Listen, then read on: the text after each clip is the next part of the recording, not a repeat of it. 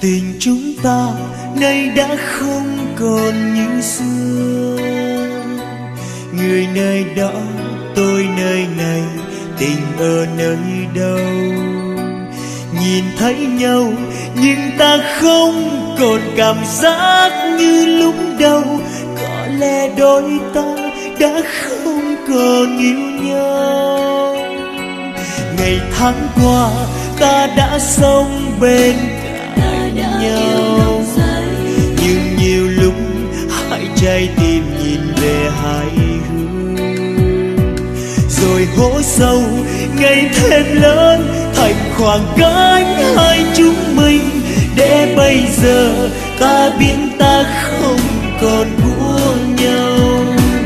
Người đó tôi đây tình ở nơi đâu? Tình hỡi phải chăng đang chốn tìm ước gì hai chúng ta chưa gặp bao giờ sẽ tốt hơn. Ân tình ngày hôm qua hãy để gió cuốn trôi theo mây ngàn. Mối tình hai chúng ta chạm hết từ đây.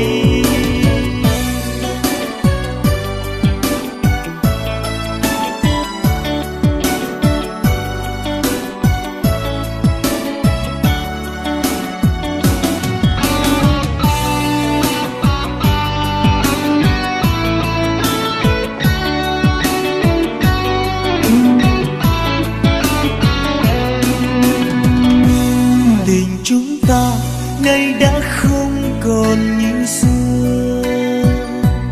Người nơi đó, tôi nơi này, tình ở nơi đâu? Nhìn thấy nhau nhưng ta không còn cảm giác như lúc đầu. Có lẽ đôi ta đã không còn yêu nhau. Ngày tháng qua ta đã sống bên cạnh nhau, nhưng nhiều lúc hai trái tim nhìn về hai hướng, rồi hố sâu ngày thêm lớn thành khoảng cách hai chúng mình. Để bây giờ ta biết ta không còn của nhau. Người đó tôi đây tình ở nơi đâu? Tình hỡi phải chăng đã